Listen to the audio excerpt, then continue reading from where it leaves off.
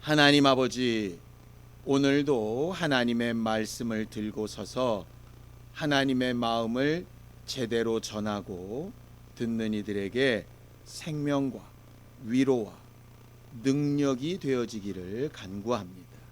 겸손한 마음으로 말씀을 전하고 들을 때에 하나님이 우리와 함께 하시는 증거를 보게 하여 주시옵시고, 말씀을 듣고 아는 만큼 우리의 삶이 더 아름다워져 갈 수 있도록 함께하여 주시옵소서.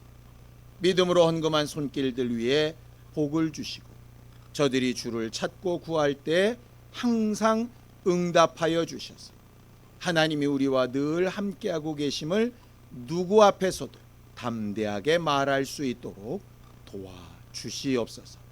예수님의 이름으로 기도하였습니다. 아멘.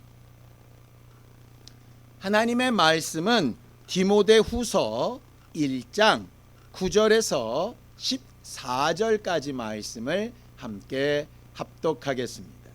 디모데후서 1장 9절에서 14절까지 말씀을 함께 합독하겠습니다. 함께 읽습니다. 시작. 하나님이 우리를 구원하사 거룩하신 소명으로 부르심은 우리의 행위대로 하심이 아니요 오직 자기의 뜻과 영원 전부터 그리스도 예수 안에서 우리에게 주신 은혜대로 하심이라. 이제는 우리 구주 그리스도 예수의 나타나심으로 말미암아 나타났으니 그는 사망을 패하시고 복음으로써 생명과 썩지 아니할 것을 드러내신지라. 내가 이 복음을 위하여 선포자와 사도와 교사로 세우심을 입었노라. 이로 말미암아 내가 또 이 고난을 받되 부끄러워하지 아니함은 내가 믿는 자를 내가 알고 또한 내가 의탁한 것을 그날까지 그가 능히 지키실 줄을 확신함이라. 너는 그리스도 예수 안에 있는 믿음과 사랑으로서 내게 들은 바 바른 말을 본받아 지키고 우리 안에 거하시는 성령으로 말미암아 내게 부탁한 아름다운 것을 지키라. 아멘. 우리는 살아가면서 여러 가지 것들을 지키려고 하는 마음들을 가집니다. 어떤 경우는 돈을 지키려고 온갖 악행을 저지르는 경우들도 있지요. 위법한 걸 알면서도 돈이 너무나 중요해서 그 돈을 지키는 일에 윤리도 도덕도 다 버려버리는 경우도 있습니다. 또 어떤 경우는 가족을 지키기 위해서 자기의 고난이나 아픔이나 무거운 짐을 묵묵히 짊어지고 가는 경우도 있지요. 나이가 들면 피부에 주름이 생기고 이렇게 안 좋아 보이는 게 당연한데도 그 피부에 광택이나 그런 걸 지켜보려고 아주 많은 돈을 투자해서 아침 저녁으로 막 관리를 하고 이러는 사람들도 있습니다. 그 대상이 무엇이 되었든 간에 우리가 지키려고 한다라고 하는 것은 그 대상이 우리에게 매우 가치 있고 중요한 것이기 때문에 지키려고 하는 것이겠죠. 하나님은 우리한테 무엇보다도 꼭 지켜야 될 것 하나가 있다라고 가르치셨는데 그게 무엇인지 성경에서 좀 보려고 합니다. 자, 잠언서 4장 23절입니다.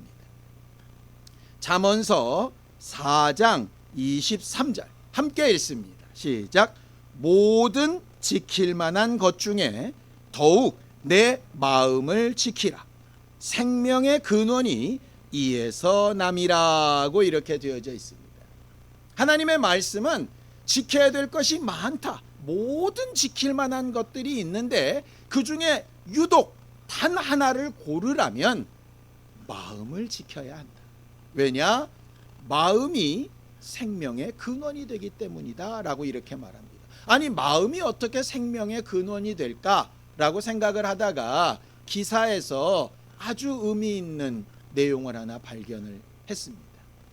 여러분, 우리나라가 자살률로 거의 세계 1위라고 하는 소식은 얼핏 들으셨을 겁니다. 근데 저도 대충만 알았지 정확한 수치를 잘 몰랐거든요. 근데 2019년도 수치를 봤더니요, 1년 동안 우리나라 사람들이 자살을 한 숫자를 하루당 몇 명씩인가 계산해 봤더니 하루에 37.8명씩 자살을 했어요. 그러니까 1시간이 채 못 되는 시간에 근 1.5명, 한 2명 가까이가 죽은 거죠. 왜 그렇습니까? 어떻게 사람이 자기 목숨을 스스로 끊죠? 얼마나 마음이 상하고 무너지면 그렇게 됩니까? 뭐 주변 환경의 문제, 물질의 문제, 뭐 자존심의 문제, 여러 가지 문제가 있다고 칩시다. 그런데 그 모든 것을 다 하나로 뭉뚱그리면 결과적으로 무엇의 문제냐면 마음의 문제. 말씀이 맞는 거예요. 생명의 근원이 여기서 납니다. 마음을 지키지 못하면 죽게 됩니다. 우리가 암 그러면 아주 무섭게 하죠. 암이 자살률에 훨씬 못 미칩니다. 결과적으로 몸이 고통스럽고 아픈 것보다 더 큰 문제가 뭐냐? 마음이 다치는 게 더 큰 문제예요. 근데 문제는 그 마음이 다치는 걸 내 힘으로 어떻게 할 수 없다는 거예요. 마음이 아프고 힘들고 우울감에 쌓인 사람들한테 가장 하지 말아야 될 이야기를 들었는데요, 너무나도 말이 안 되게 힘내, 이런 말이에요. 왜? 힘낼 힘이 없는데 힘을 내라 그래요. 도리어 더 절망으로 들린다. 마음을 지키지 못하면 목숨도 지키지 못해. 하나님께서 그 마음을 지키라고 하신 거예요. 생명의 근원이 거기서 나기 때문에. 왜 마음을 지켜야 되느냐? 생명과 직결되기 때문에. 그 마음을 우리 스스로 할 수 없으니 그 마음을 지킬 수 있는 힘을 어디서 얻어야 되겠습니까? 결국 하나님으로부터. 물론 세상 사람들은 친구로부터도 얻고 전문가인 상담자를 통해서도 얻을 수 있습니다. 그런데 그것이 영원한 해결이 안 되지 않겠습니까?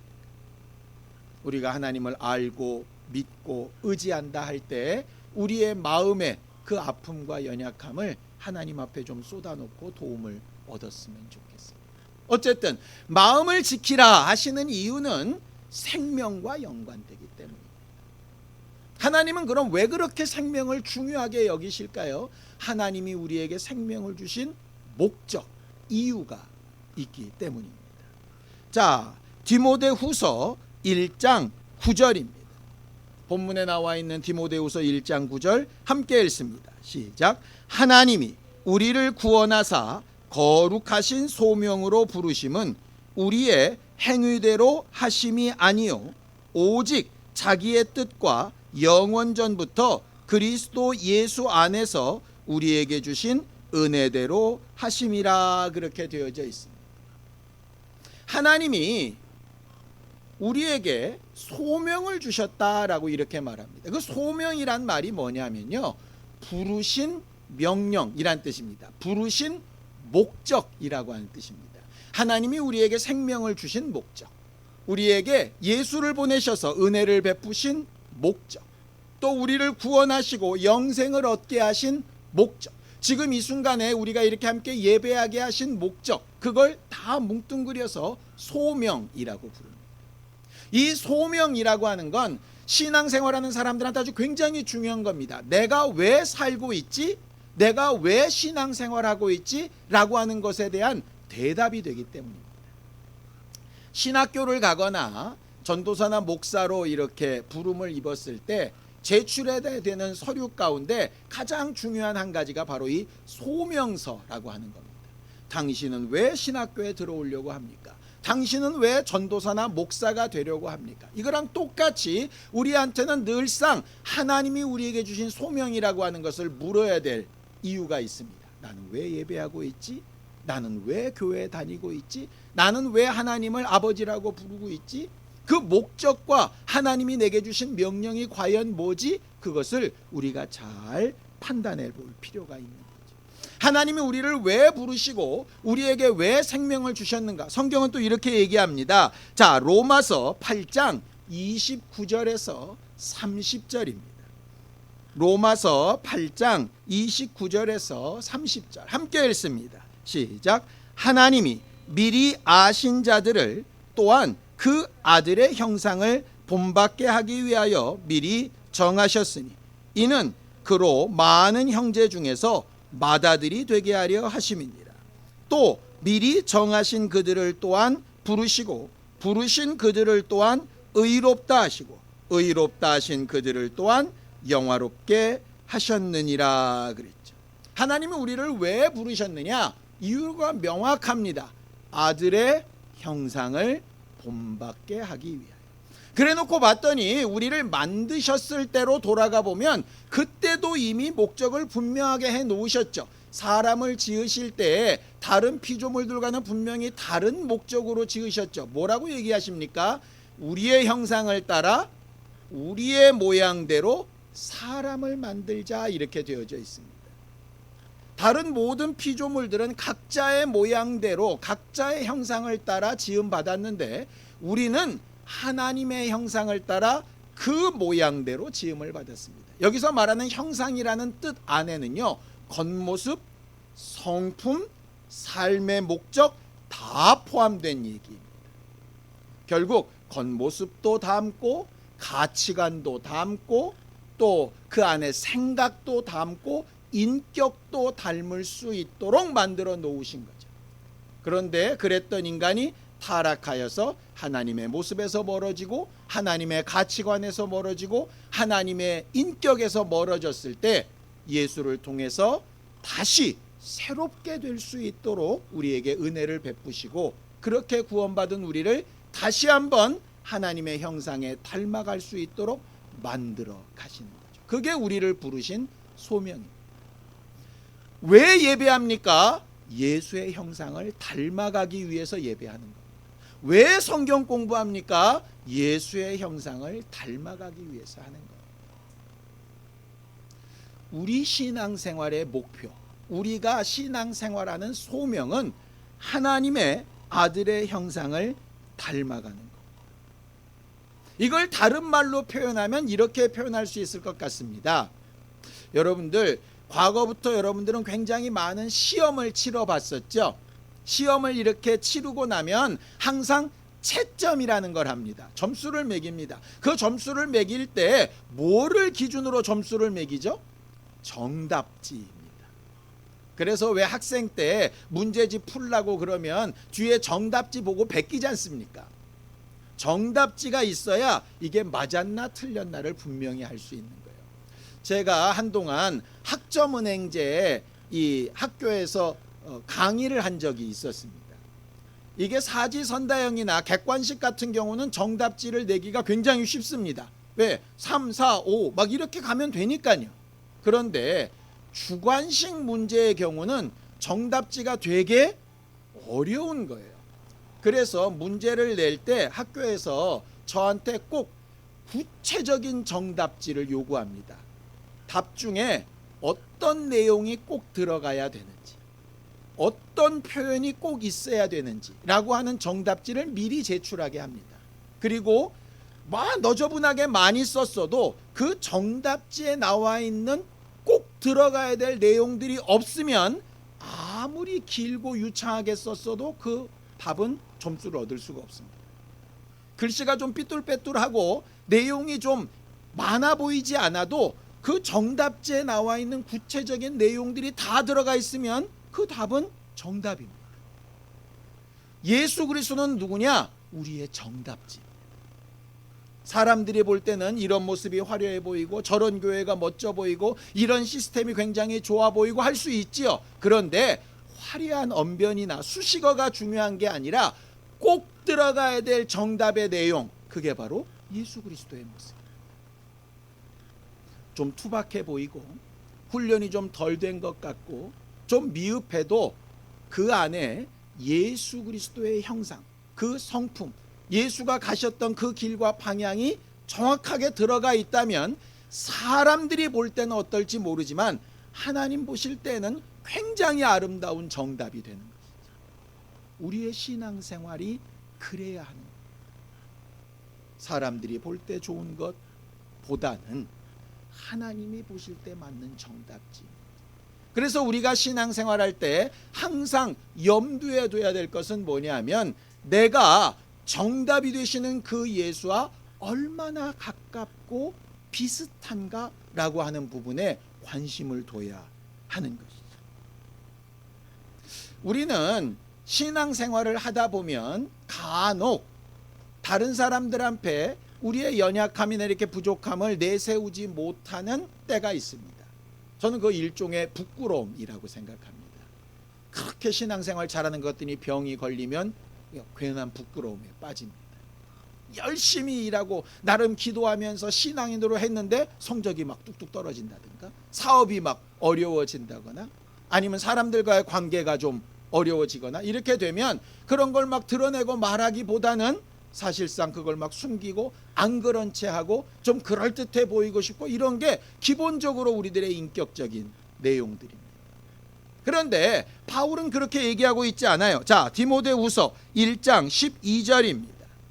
함께 읽습니다. 시작. 이로 말미암아 내가 또 이 고난을 받되 부끄러워하지 아니함은 내가 믿는 자를 내가 알고 또한 내가 의탁한 것을 그날까지 그가 능히 지키실 줄을 확신함이라 그렇게 되어 있습니다. 바울은 자기에게 육체의 가시가 있었다라고 고백을 합니다. 그게 병인지 남들의 비난인지 그건 정확하지 않지만 어쨌든 굉장히 자기가 사역하는 일에 어려움이 있었습니다. 그 어려움이 없어지기를 3번이나 간절히 기도했습니다. 그런데 응답받지 못했죠. 그 내용도 서슴없이 얘기합니다. 자기가 얼마나 어려운지 물질적으로도 상황적으로도 얼마나 괴롭고 힘든지 그런 얘기도 막 합니다. 자기가 얼마나 설교의 능력이 없는지 사람들이 그걸 가지고 얼마나 많이 자기를 비난하는지 그런 얘기도 서슴없이 합니다. 왜 그렇습니까? 바울이 말하고 있는 것처럼 내가 예수를 분명히 알고 있다 이렇게 말합니다. 그리고 그 예수도 그러한 일을 거쳐서 하나님이 하신 일을 드러냈다 이렇게 얘기합니다. 그 똑같은 얘기를 이렇게 표현하죠. 고린도후서 12장 9절입니다.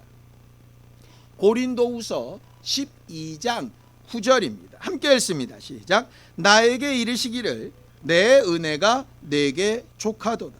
이는 내 능력이 약한 데서 온전하여짐이라 하신지라. 그러므로 도리어 크게 기뻐함으로 나의 여러 약한 것들에 대하여 자랑하리니 이는 그리스도의 능력이 내게 머물게 하려 함이라 그랬습니다. 보세요. 예수님은 분명히 그리스도로 메시아로 오셨습니다. 사람들이 그에게 기대하는 모습은 왕과 같이 막 진군하는 모습이었습니다. 그런데 그렇지 않았죠. 연약하고 부족하고 줄이시고 피곤해 하시기도 하고 울기도 하시고 막 도망도 다니시고 막 이랬습니다. 근데 그런 모습을 부끄러워하지 않으셨어요. 왜냐? 십자가에 달려 죽으시기까지 그의 연약함이 드러나면 드러날수록 그 다음에 따라왔던 게 뭐냐면 다시 살리시고 회복시키시고 능력을 나타내게 하시는 하나님의 역사가 따라붙어. 바울이 자기의 연약함과 부족함을 부끄러워하지 않고 다 드러내는 이유가 있습니다. 왜냐? 예수가 그렇게 하셨기 때문입니다. 예수가 그렇게 하실 때마다 아버지의 능력이 드러났습니다. 바울이 자기의 연약함을 드러낼 때마다 하나님의 강하고 온전하심이 드러났습니다. 그것이 아름다운 삶이었다라고 바울은 고백하고 있는 거죠. 우리는 뭘 자랑하고 간증하고 싶어 하죠? 이렇게 기도했더니 도우셨습니다. 이렇게 노력했더니 도우셨습니다. 이렇게 뻥치기가 돼서 굉장히 잘 됐습니다. 이런 간증 우리가 많이 하고 싶어 하지 않습니까? 물론 그런 간증이 필요 없다는 얘기 아닙니다. 그런데 그런 간증만 많다 보면 기도해도 안 되고 병이 안 낫고 문제가 해결 안 되게 되면 나는 믿음이 없나 보다. 나는 버림을 받았나 보다. 나는 사랑받지 못하나 보다. 나는 왜 이 모양일까? 그럴듯하게 포장도 안 되고 도무지 그렇게 되면 이제 떠나게 돼요. 하나님은 그렇게 하라는 말씀이 아니고요. 예수께서 연약함을 드러내시고 바울도 그리했던 것처럼 우리의 연약함을 자랑스럽게 드러내고 그 다음이 하나님의 하시는 일이 나타나고 증거될 수 있도록 기다리는 것. 바울이 말한 것처럼 내가 그를 알고 그가 그의 날에 반드시 이 일을 이루실 줄을 내가 확신하며 살고 있다라고 말했던 것처럼 그렇게 행하는 것. 마치 예수께서 죽으시고 무덤에 들어가서 3일 동안은 정말 죽은 자처럼 계시다가 아버지가 일으키심에 따라서 나타나셔서 내 아버지가 나를 살리셨다라고 말씀하셨던 것처럼 그렇게 고백할 수 있는 게 사실은 믿음이고 예수를 닮아가는 삶입니다. 예수의 형상을 닮아갑시다 이렇게 했더니 굉장히 멋지고 대단하고 능력 많고 그런 모습만 얘기하는 것 아닙니다. 연약한 가운데서도 아버지의 능력이 드러나고 부족한 가운데서도 하나님의 도우심이 나타나고 하는 것, 그것이 바로 아름답고 또 지켜야 될 우리들의 일이 되는 거죠. 우리가 지켜야 될 아름다운 것들은 엄청나게 대단하고 화려한 것이 아닙니다. 우리의 마음을 지키는 것처럼 하나님이 우리에게 부탁하신 일들을 지키는 거죠. 자, 디모데후서 1장 13절에서 14절입니다.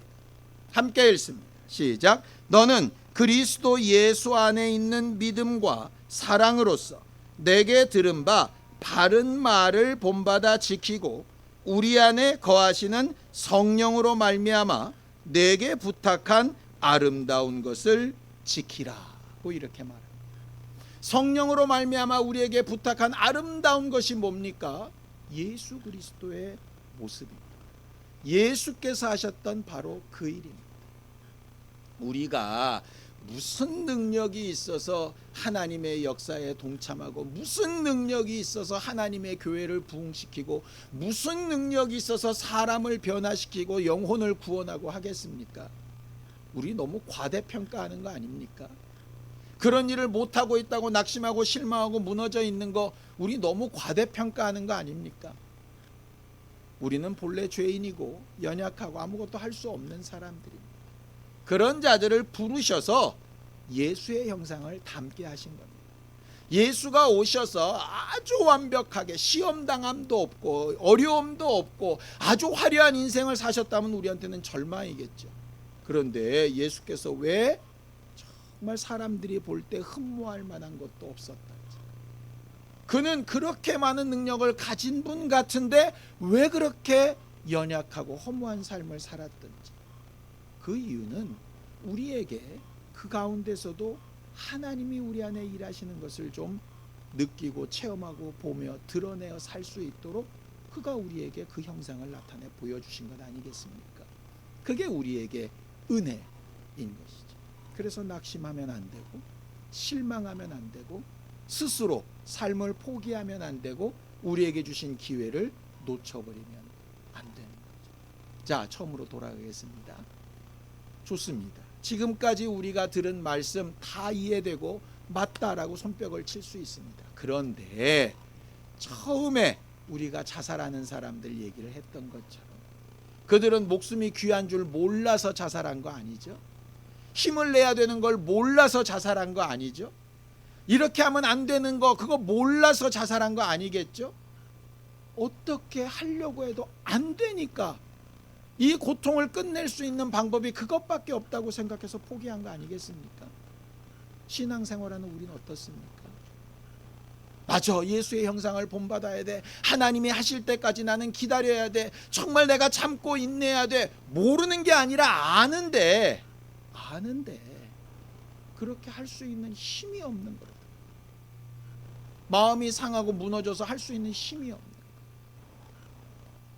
거기에 바울이 한 가지 방법을 제시합니다. 이게 예수께서도 쓰셨던 방법입니다. 그래서 오늘 다른 건 다 잊어버려도 이 말씀은 기억했으면 좋겠습니다. 하나님이 우리에게 부르신 소명에 합당하게 살기 위해서 또 우리에게 성령으로 말미암아 지키라고 하신 그 아름다운 것들을 지키기 위해서 우리가 해야 될 단 하나, 아무리 어렵고 아무리 괴롭고 아무리 죽을 만큼 힘들어도 반드시 해야 되는 꼭 하나, 그거 하나를 이렇게 말합니다. 자, 빌립보서 4장 6절에서 7절입니다. 함께 읽습니다. 시작. 아무것도 염려하지 말고 다만 모든 일에 기도와 간구로 너희 구할 것을 감사함으로 하나님께 아뢰라. 그리하면 모든 지각에 뛰어난 하나님의 평강이 그리스도 예수 안에서 너희 마음과 생각을 지키시리라. 우리의 마음과 생각을 지키는 게 무엇보다 중요하신 하나님이 그 마음과 생각을 지키기 위한 유일한 방법으로 말씀하신 게 뭐냐? 감사함을 기억하고 하나님 앞에 아뢰라. 우리가 살아오면서 불평불만하고 힘들어하고 괴로워할 만한 것들이 999가지가 있다고 칩시다. 사실 그러니까요. 그런데 단 한 가지, 단 두 가지 그 정도 감사할 일은 있죠. 정말 불평불만하고 고통 가운데 목숨을 끊을 만한 이유가 수억 가지 있다고 칩시다. 뭐 괜찮습니다. 그런데 그 중에 단 하나 감사할 일이 하나는 있겠죠. 그거 하나 하나님 앞에 붙들고 감사합니다 하고 하나님 앞에 내 모든 문제를 말하라는 거예요. 그건 할 수 있지 않습니까? 내 마음은 못 지켜도, 내가 그것을 막 이길 수 있는 힘은 없어도 적어도 그건 할 수 있지 않습니까? 왜 기도를 호흡이라고 할까? 숨이 끊어지는 마지막 순간에 임종을 앞둔 환자도 끝까지 놓지 않는 하나가 있습니다. 그게 뭐죠? 호흡입니다. 아무것도 못해도 그냥 라고 하는 한 호흡이라도 할 줄 압니다. 성경은 분명히 이렇게 얘기합니다. 그 한 호흡만 있으면 모든 지각에 뛰어난 하나님의 평강, 모든 생각이나 감각이나 낙심이나 힘든 것이나 괴로운 것이나 모든 것들을 다 능히 초월할 수 있는 하나님의 평강이 우리 마음과 생각을 붙들어 주실 수 있다는 것. 단 한 가지 이 이유만으로 우리는 하나님께서 우리를 부르신 소명을 따라 새로운 기회와 새로운 생명을 찾아가며 살 수 있습니다. 예수가 쓰셨던 방법이 바로 이겁니다. 겟세마네 동산에서 땀방울이 핏방울이 되도록 기도하시면서도 자기 기도를 듣고 계신 하나님 앞에 감사하는 것으로 그의 일생을 마무리 지으시죠. 그리고 그 후에 하나님이 하신 일이 그겁니다. 지난주 우리는 급하고 어려울 때 다윗처럼 기도해보자 그랬습니다. 오늘도 마찬가지입니다. 예수님을 닮은 아름다운 삶, 결국 마지막 한숨을 내뱉을 수 있는, 사람들한테 하소연할 힘이 있다면, 정말 나 혼자 한숨 쉬고 땅을 치며 그렇게 괴로워할 시간이 있다면 여러분 단 하나만 기억했으면 좋겠어요. 모든 지각에 뛰어난 하나님의 평강이 우리의 마음과 생각을 지킬 수 있는 단 한 가지 그 방법, 예수의 형상을 닮아갈 수 있는 단 한 가지 그 방법, 감사함으로 우리 구할 것을 하나님 앞에 아뢰는 그 시간, 그것만큼은 교회가 없어도, 예배 시간이 없어도, 골방 안에 나 혼자 갇혀서 정말 꼼짝달싹 못하는 그런 독방에 앉아서도 할 수 있는 유일한 신앙생활이 바로 그거예요.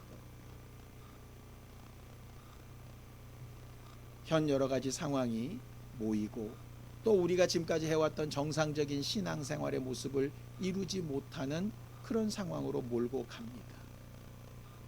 그럴 때 우리가 할 수 있는 단 한 가지 유일한, 하나님 앞에 우리의 사정을 아뢰고 하나님의 도우심과 은혜가 우리의 연약함과 부족함을 뚫고 나타나고 증거될 수 있는 그 아름다운 모습을 지켜낼 수 있는 우리 모두가 되기를 예수님의 이름으로 축원합니다. 함께 기도하겠습니다.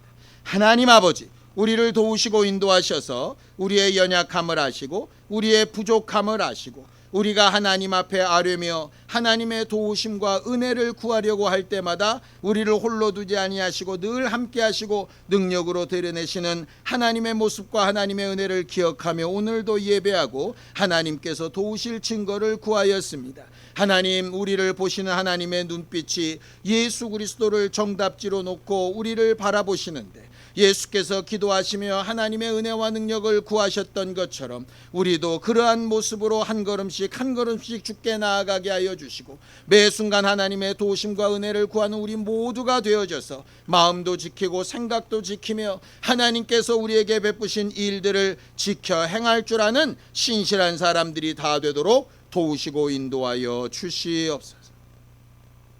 하나님 아버지, 우리를 도우셔서 어렵고 힘들고 연약하고 부족하여 한숨 쉬고 있을 때 우리가 감사할 것을 찾아 하나님 앞에 아뢰는 단 한마디에 응답하시고 우리의 마음과 생각을 지켜주셔서 예수 그리스도께서 그렇게 하셨던 것처럼 우리의 삶에도 하나님의 위로와 은혜와 인도하심과 함께 하시는 증거가 드러날 수 있게 도와주시옵소서. 이 아름다운 것을 지키며 살아가기 원할 때에 우리를 도우시고 함께하사 위로하여 주시고 하나님이 우리와 늘 함께하고 계심으로 인하여 새 힘을 얻고 새 기회를 감사함으로 누릴 수 있도록 우리 모두를 도우시고 역사하여 주시옵소서.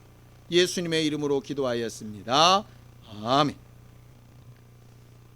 이제는 우리 주 예수 그리스도의 은혜와 하나님 아버지의 극진하신 사랑과 성령님의 감동하시고 함께하시는 분명한 증거가 하나님이 우리를 부르시며 부탁하신 아름다운 것을 잘 지키기 원하는 우리 모두 위에 이제로부터 영원까지 함께 있을지어다.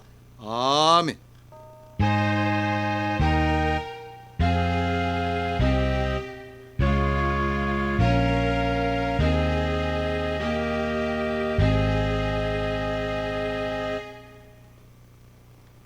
이번 한 주간 살아가면서 혹 어렵고 힘든 일이 있을 때 부끄러워하지 않고 하나님 앞에 감사함으로 아뢰며 우리의 마음과 생각을 잘 지키는 우리 모두가 되기를 바랍니다. 감사합니다. 수고하셨습니다.